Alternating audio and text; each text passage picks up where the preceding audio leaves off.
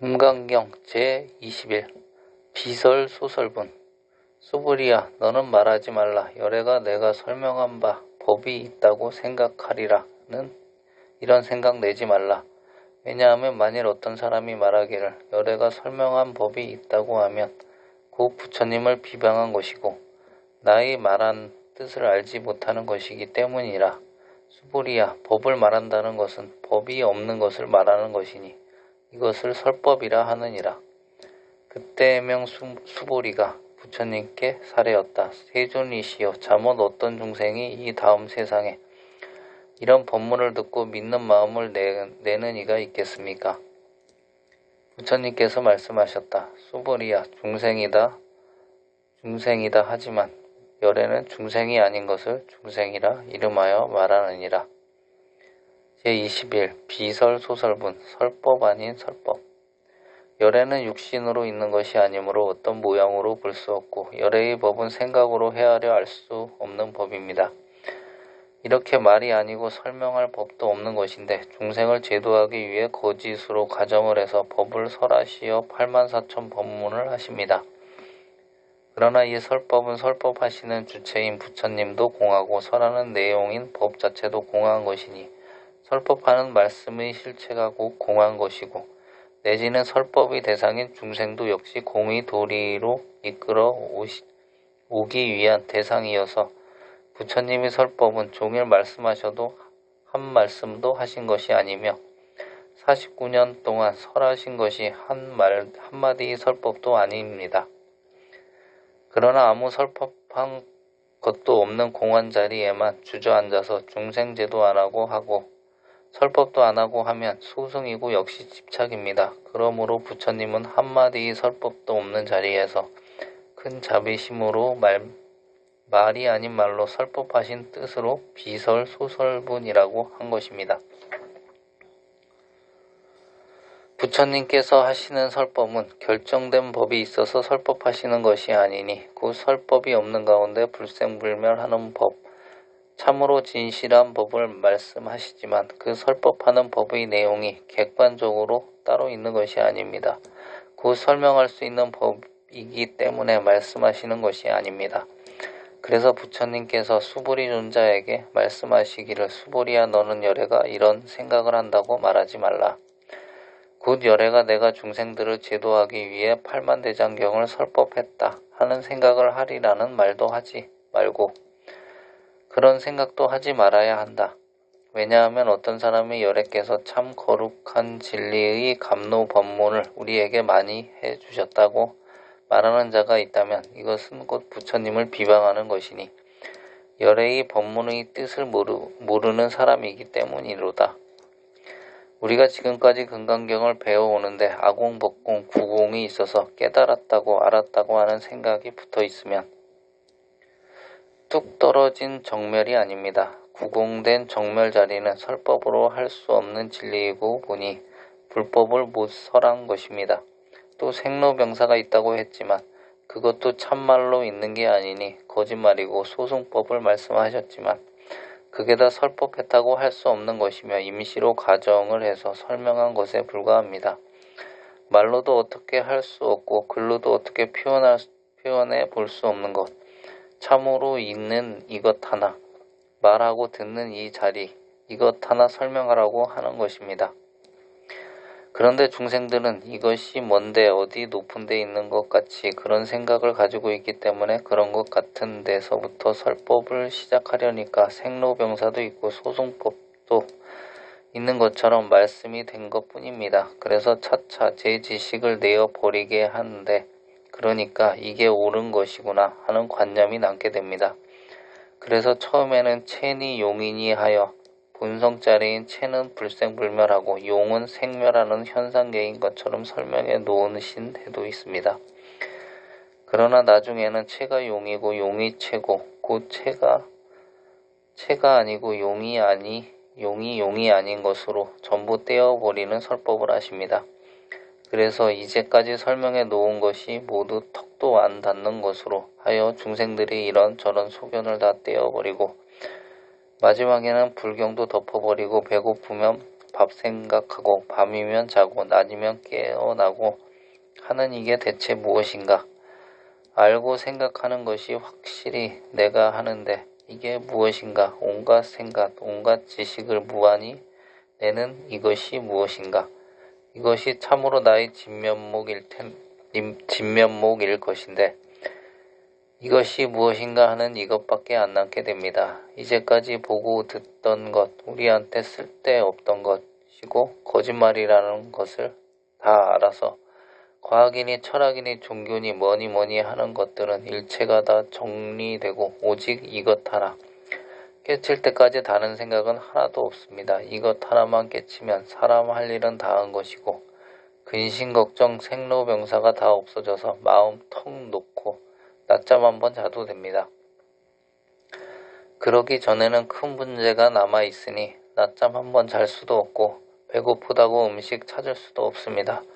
우리 몸뚱이는 아무리 건강하더라도 소용없는 일이니 오늘을 가다가 죽을는지 내일까지 꼭 산다고 믿는 것은 어리석은 사람입니다. 그러므로 부처님이 자리에서 법을 설한 것이 없으므로 법을 설했다는 것은 없는 법을 말한 것뿐이니 이것을 설법이라고 이름하느니라고 말씀하셨던 것입니다. 설법해 볼 수 없는 이런 내용을 일러주기 위해 40년 동안 설법하신 뒤에 이 금강경을 말씀하셨는데 부처님 당시 대제자들은 근기가 다 수승한 분들이고 40년을 배우고 닦은 분들이므로 부처님의 말씀을 10분 다 알아들었지만 오늘날 우리들은 근기가 나약할 뿐만 아니라 짧은 시간에 로켓처럼 달리다 보니 같은 말을 물어도 막히고 비슷한 경문이 나와도 설명을 듣고 보면 별것도 아닌데 그 뜻을 곧 알 수가 없는 것은 말에 따라다니고 글에 따라다니기 때문입니다.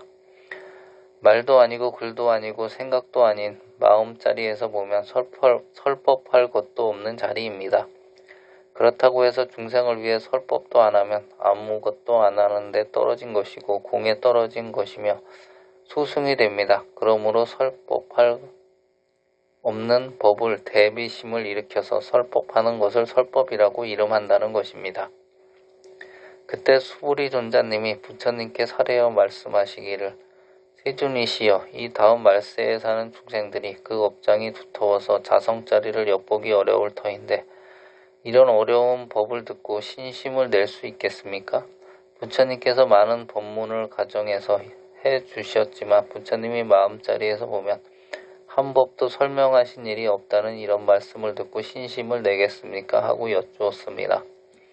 이에 부처님께서는 수부리에게 말씀하시기를 말세 중생이 비록 두터운 번뇌망상 속에 살고 탐진치 삼독에 심히 취해 있긴 하지만 그러나 그들은 중생이 아니고 중생이 아닌 것도 아니다. 중생이 아닌 것도 아니라 함은 중생이란 말도 아니고 중생이 아니란 말도 아니어서 중생이 아니라고 할 수도 없다. 왜냐하면 중생이다 하지만 열에는 중생이 아닌 것을 중생이라고 이름 붙이는 것이기 때문이라고 하셨습니다.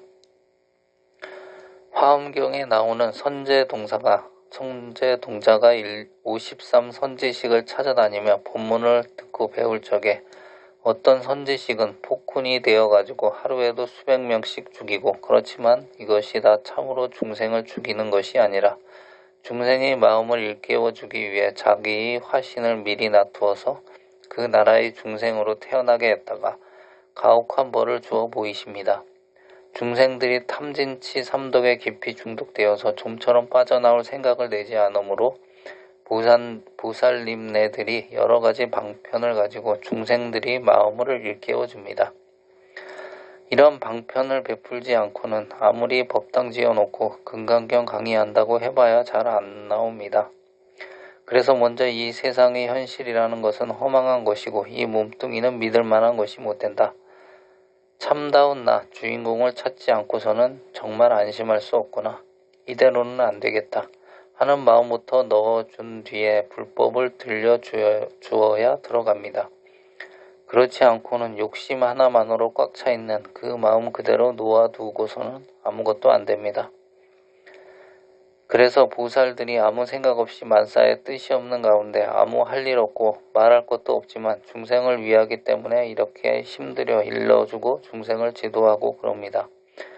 아무것도 없이 법문 좀 해달라고 그러면 말해주고 하지만 누가 와서 나한테 법을 배워갔거니 하는 것도 없습니다. 매일 와서 법문을 듣고 그래도 그 선지식은 어떤 사람인지 처음 배우러 온 것 같이 그렇게 됩니다. 아무 생각 없이 하기 때문입니다. 우리도 그렇게 해보면 당장 되는데 저 사람이 지금 나한테 쓸모없을 사람인가 쓸모 있을 사람인가 그걸 자꾸 점검해 가지고 보니까 얼굴이 이거집니다.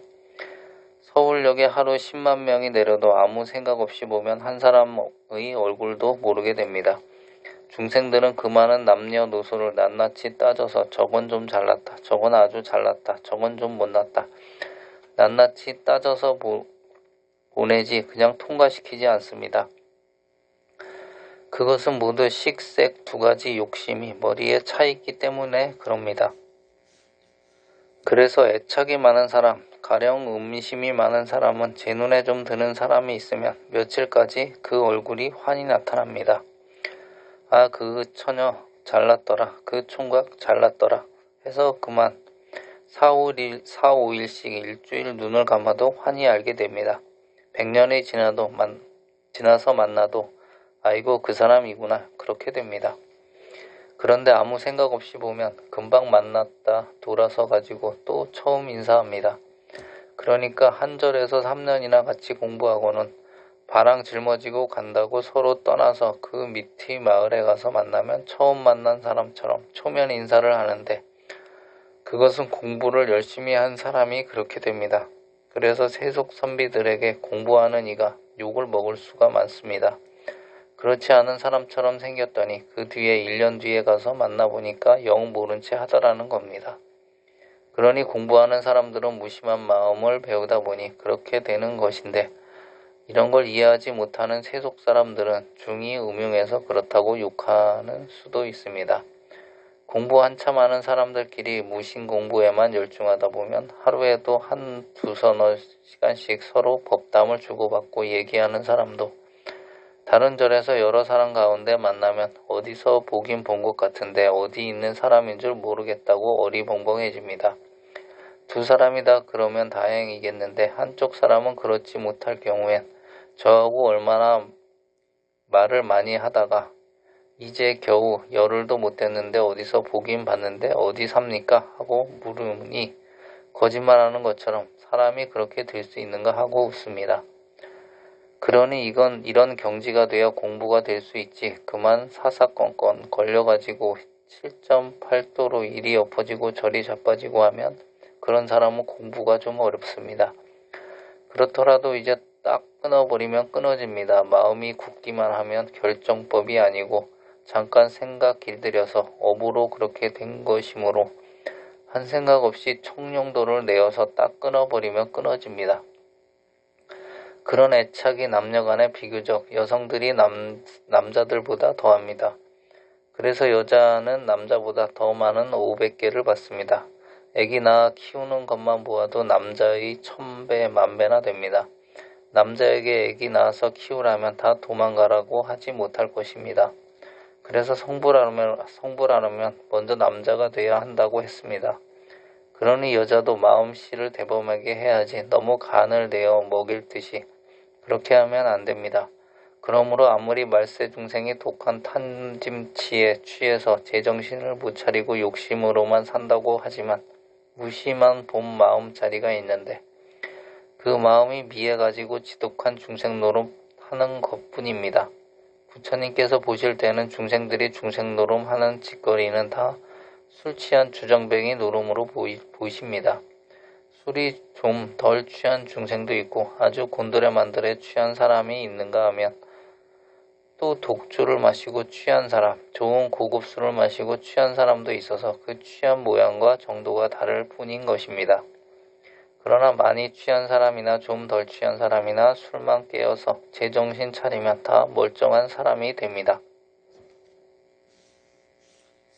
이와 같이 말세 중생을 술이 아주 심하게 취한 사람에 비할 수 있으니 술이 취했다고 사람이 아닌 것은 아닌 것처럼 중생들도 탐진치 삼독주에 취해 있는 부처고 보살일 뿐이니 이름만 중생이라고 지었을 뿐이지 불보살과 조금도 다를 것이 없는 것입니다. 그러므로 그 술만 깨면 곧 설한 사람이 되고 부처가 되는 것이므로 말세 중생도 중생이 아니라 한 것입니다. 제6 정신희우분에서 같은 얘기가 나왔고 여러 번 중복된 얘기이므로 여기서 이만 생략합니다.